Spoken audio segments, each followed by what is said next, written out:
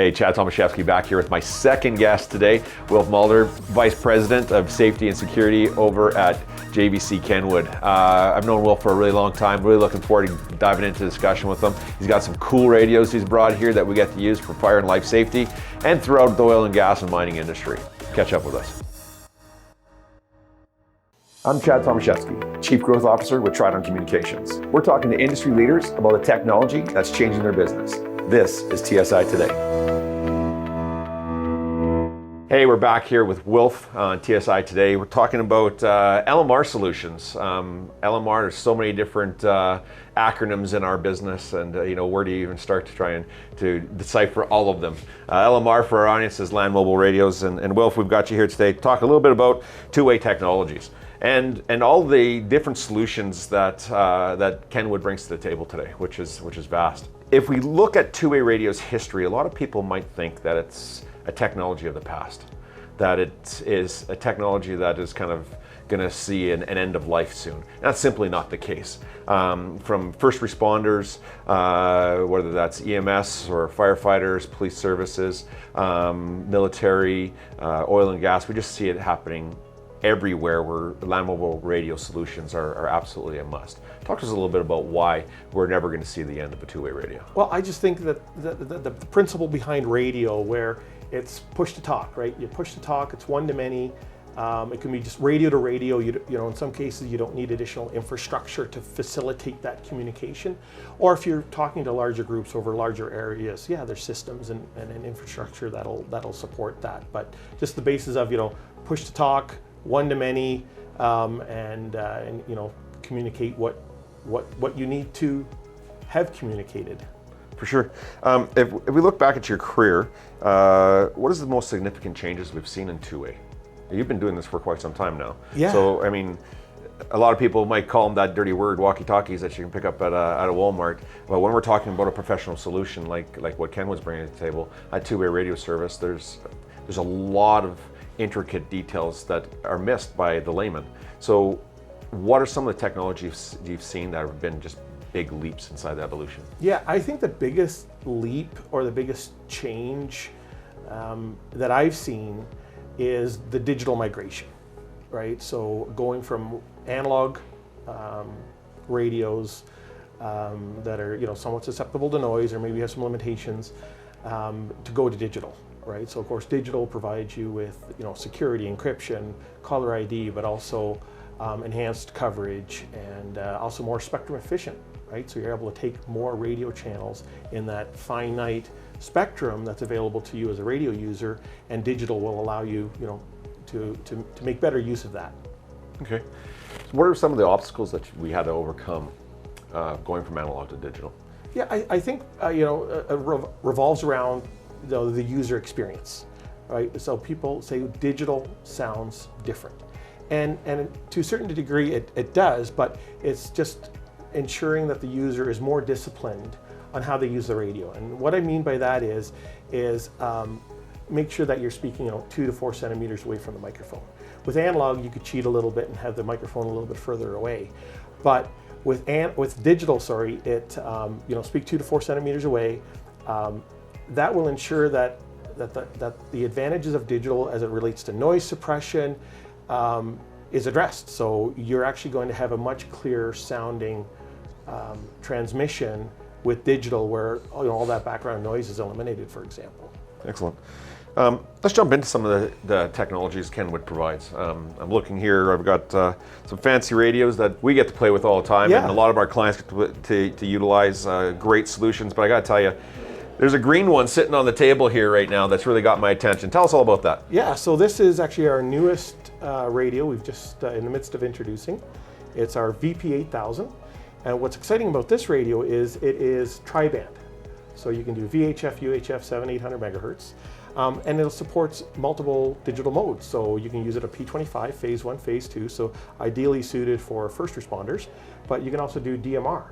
And so you think about this, that you're a first responder, you need to you're the incident commander and you're needing to speak to multiple agencies on site.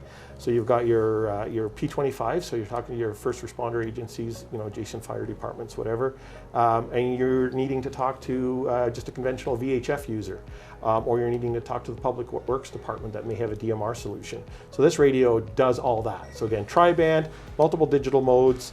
You've got a transflective, top display, front display, transflective, 3-watt speaker audio, so it is a loud radio, and the receiver performance specifications on this are just, they're industry leading. So it's phenomenal radio. So early indications from the field is that this one is it's proving to be a winner. So for our viewers, this is more of a radio that we often refer to as the slice of pizza. Everybody's getting one. We're pushing these radios a lot. On the P25 solution, however, it's more of a unique solution that's really meant for certain users.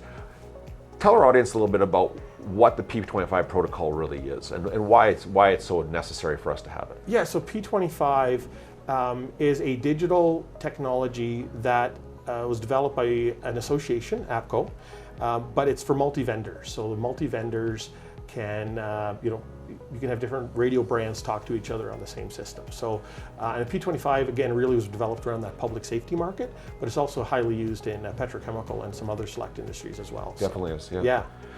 Yeah. If you think back through your career, you started really young.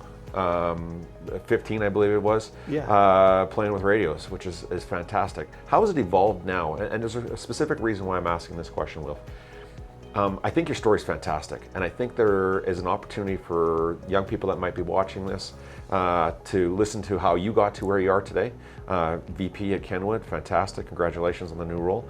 But where did you start, and how did you get to where you are right now? Well, it's interesting, right? You always take advantage of the opportunities as they're presented to you. So yeah, I was 15 years old. My father asked me, hey, there's this amateur radio course coming up, and I was living on Prince Edward Island at the time, and I've always had a fascination with radio, right? You're watching the movies and things like that. So I thought, oh yes, I'll take it. So I got involved through the local, amateur radio community and started to learn. You learn how does an antenna work, and what's the range you get on VHF, and how does shortwave radio work, and you're talking all over the world. So I knew at that point in time that this is an industry that I wanted to be in. Right. So as soon as I graduated from high school, we had at this point moved to British Columbia, Vernon's home, and I went to Calgary, went to technical school.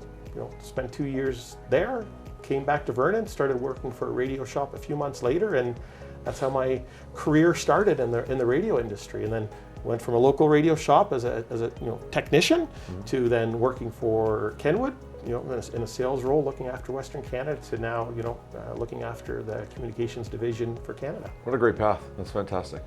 Kenwood does some unique things. One of the things that you guys are involved in is something called Kenwood Cares. Yes. Can you talk to us a little bit about that? Kenwood Cares was one of those programs that sort of developed around what we felt as a need. There are so many volunteer organizations in Canada doing great things, and for them to do their work the best, you need radio. And so we had been working sort of ad hoc with a few organizations, and we thought, let's develop a formalized program. So we call it Kenwood Cares. So visit kenwoodcares.ca to learn more. And we run the grant twice a year. And so nonprofit organizations can go on, apply. We do ask that they provide as much information about their organization as possible. Then we review the application, and then we award the grant based on, again, the greatest need that's identified. So we're soon going to be announcing that the Alberta Search and Rescue Dog Association will be a grant recipient for radios. As well, we have the Victoria Volunteer Fire Department on Prince Edward Island that's receiving a grant. So you hear about these stories that these first responder organizations, they need communication to do their work well, and we're happy to provide a grant that does that. That's great. We love that you're involved inside the community. That's something that's really important to Toronto Communications as well. We're heavily involved in the communities that we're involved, we work and live in today. and to be partnered with a great company like yours and doing the same thing is just a real good feeling. Will, thank you so much for joining us today. Yeah, if thanks, people needed to get a hold of you, how would they do that? Yeah, just look for me on LinkedIn, Wilf Mulder, and happy to connect and obviously address any questions that you have. I did want to just touch on Chad's comment earlier about, if you're younger, you're looking at getting involved with an exciting industry that I think is still very relevant. You talk to technicians that, they're going up in a helicopter to service a mountaintop site. They're providing critical lifeline, links for first responders to communicate. Like, check out this industry. It's exciting and it's evolving, and it's going to be around for a long time. You betcha. Lots of fun. Thanks again, Will. Okay, thanks, Chad. Take care. Thanks for watching TSI today. Catch up with us next time when we learn more about technology changing business today.